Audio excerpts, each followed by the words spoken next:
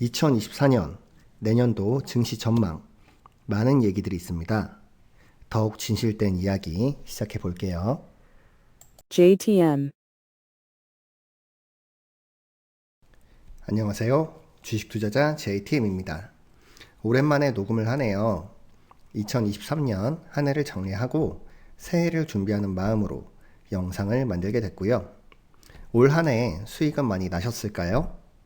전체적인 시장은 상저 하고를 나타내면서 12월이 가장 높게 끝났고요. 참 많은 이벤트들이 있었죠. 유동성을 축소하는 과정에서 물가를 억제하기 위해서 금리 인상이 계속되었고요. 시장은 금리 인하에 기대감을 가지고 한 번씩 조정을 받았습니다. 강력한 정책의 효과로 미국의 중소형 은행 파산도 있었고 예견치 않았던 중동 지역의 분쟁도 있었어요. 각종 시장 지표들과 연준의 정책들은 사실 어느 정도 준비를 할 수 있는 부분이죠. 어차피 둘 중에 하나입니다. 시장이 긍정적으로 받아들일 거냐, 반대로 부정적으로 받아들일 거냐. 우리는 두 가지 상황에 대한 전략을 가지고 준비를 하면 됩니다. 시장의 반응을 예측하거나 전망하는 건 어렵고 또 불가능합니다. 수많은 방송에서 전망하고 예측하는 것 또한 하나의 의견일 뿐이고요. 조금 전에 얘기 드린 2월에 미국의 SVB 은행 파산, 10월 이스라엘과 하마스 분쟁은 발생 직전까지는 누구도 예상할 수 없는 상황이었습니다.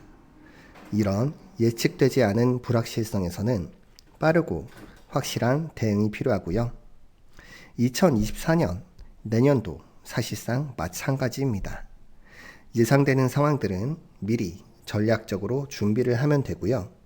예측하지 못한 상황들이 생기면 긴급 대응이 필요하겠죠. 23년 국내 증시는 작지 않은 상승이 있었습니다. 코스피는 18.7%, 코스닥은 25.6%가 올랐고요. 현재 지수 레벨은 중상 정도의 위치에 있다고 볼 수 있을 것 같아요.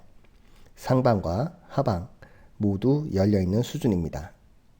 모든 일들이 지나가고 내가 이렇게 매매를 했네 또는 내가 이렇게 얘기했다 이런 후행적인 방송들은 개인적으로 굉장히 안 좋게 생각을 합니다. 그저 짜맞추기식일 뿐이고 또는 관심을 끌고자 하는 행동일 뿐이고요. 항상 매번 그리고 성공적이고 높은 투자를 한다면 국내를 넘어서는 세계적인 부를 가지고 있어야겠죠. 굳이 가장 소중한 시간을 들여가면서 방송을 할 필요가 없는 분들입니다. 저는 그날의 매수 종목과 매도 종목을 모두 오픈을 하고 있고요.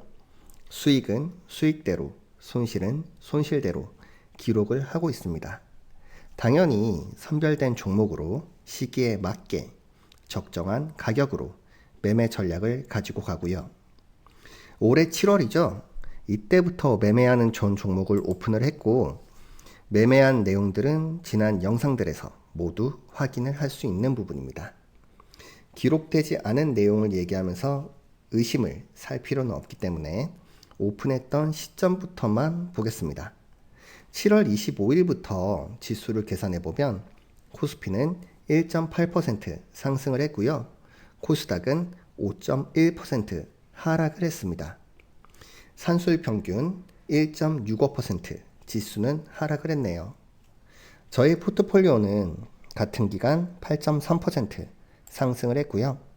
미실현 종목을 포함했을 때는 5% 상승을 했습니다. 매수가에 매도한 1% 이하는 제외를 했고요. 어떻게 매매를 하면 시장보다 나은 수익을 거둘 수 있을까요?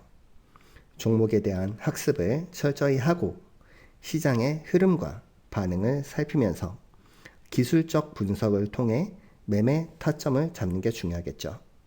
무엇보다 매매 원칙을 지키는 것이 가장 중요하고요. 증시에 대한 얘기 조금만 더 하고 넘어가겠습니다.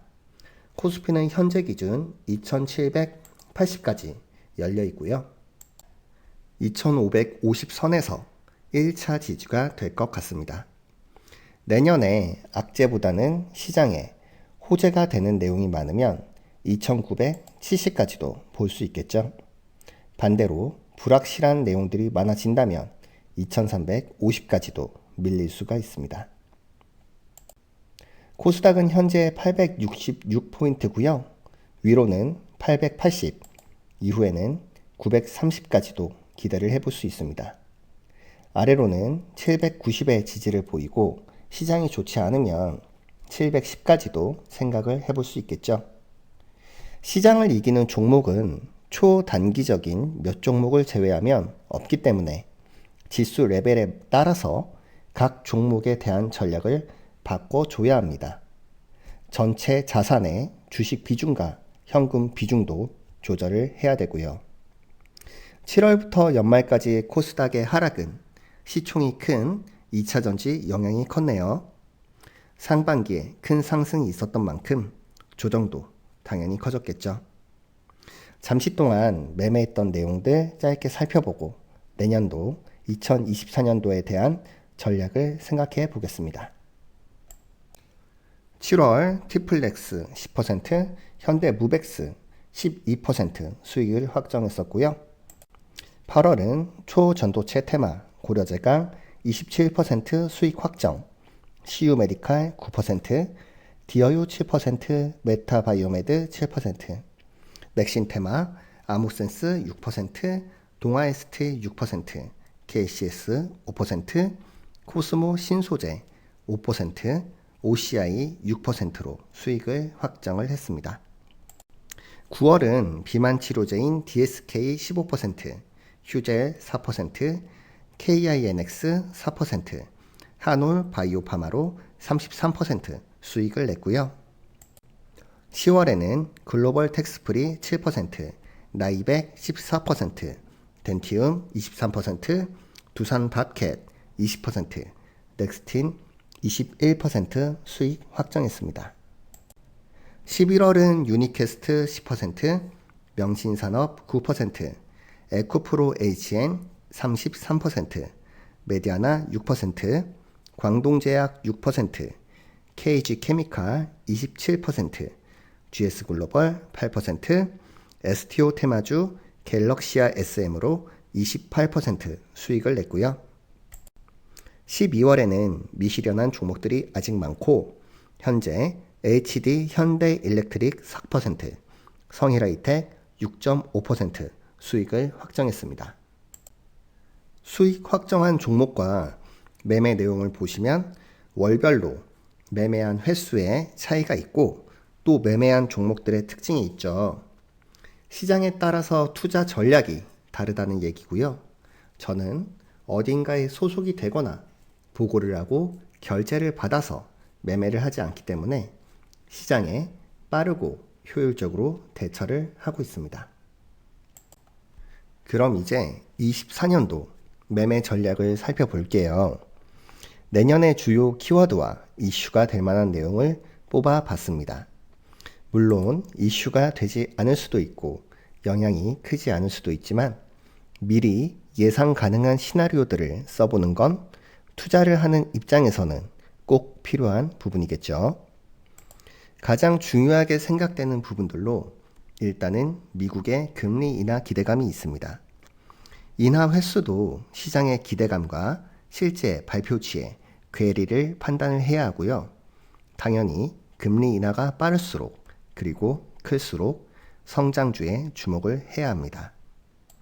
내년에는 휴전 또는 종전에 대한 기대감이 있습니다. 정치 상황과 연관되어 있는 부분도 있고요. 전쟁 리스크가 완화되었을 때 테마주의 움직임이 있을 것 같네요. 내년도에는 전 세계적으로 선거가 많이 있습니다. 특히 전 세계에 큰 영향을 미치는 미국 대선이 있고요. 일정상의 11월이지만 지지율 변동에 따라서 관련 정책 테마도 눈여겨보아야 합니다. 정책과 관련된 테마는 나중에 실수혜로 연결될 수 있는 부분이고요. 금리 인하가 예정이 되어 있지만 급격하게 금리가 떨어질 수는 없겠죠. 체감 경기가 악화될 수 있고 어려운 분들이 더 어려워지는 상황이 생길 수도 있습니다. 유동성과 경기 방어주도 살펴봐야 하고요. 비슷한 얘기로 국내의 가계 그리고 요즘 다시 회자되고 있는 부동산 PF 관련해서도 상장 기업에 대한 주식 종목에 대한 철저한 분석이 필요합니다. 국내에서도 총선이 있죠. 결과를 알 수는 없지만 관련된 정치 테마주의 움직임이 있을 것 같고요. 정치 테마는 초기에 진입한 부분이 아니라면 리스크가 굉장히 크기 때문에 빠른 대응이 필요합니다. 그리고 기술 트렌드에 따른 인공지능 분야의 확장이 있겠네요. 워낙 다양하게 활용될 수 있고 분포도 다양하기 때문에 기업에 대한 분석을 바탕으로 전략을 세워야 할 것 같습니다. 반도체 사이클은 섹터 내에서도 등락이 있을 것 같아요. 좋은 종목은 미리 선별을 해서 두더지 게임처럼 순환매하면서 수익이 기대가 되는 부분이고요. 고금리 장기화에 따라서 기업 자산에 대한 부분도 더 살펴보는 것이 필요합니다. 투자 전략은 어떻게 세워볼까요? 기업의 내재적 가치를 기준으로 하는 가치 투자와 미래 성장성을 바탕으로 투자하는 성장 투자의 병행이 유효해 보입니다. 물론 각 투자의 방법은 다르겠죠. 그리고 무엇보다 기업 분석과 실적 변동의 학습이 중요한 시기이고요. 시장의 변동성은 작지 않아 보이기 때문에 그때그때 시장에 맞는 대응을 하셔야 합니다. 섹터와 테마별로도 살펴볼게요.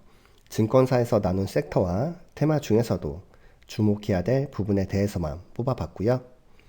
국내 증시의 양대 산맥인 반도체, 2차전지, 인공지능 빅데이터, 재건 테마, 건설 기계 쪽이겠죠. 지금은 조정을 받고 있는 엔터, 조선, 철강, 출산, 교육, 복지 등의 국가 정책, 뉴스가 계속 나올 STO, 로봇, 통신, 자율주행과 가상현실, 우주항공과 도심항공, 보안, OLED, 원자재, 방위산업, 가상화폐, 이건 좀 조심을 해야 되고요. 리스크가 적은 자동차, 실적이 바탕이 되는 바이오 종목, 신재생 에너지.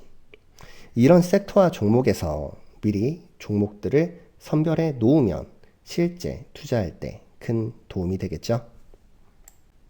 마지막으로 주식 투자에 대한 생각을 조금 얘기를 드려볼게요. 첫 번째, 가장 중요한 투자의 목적입니다.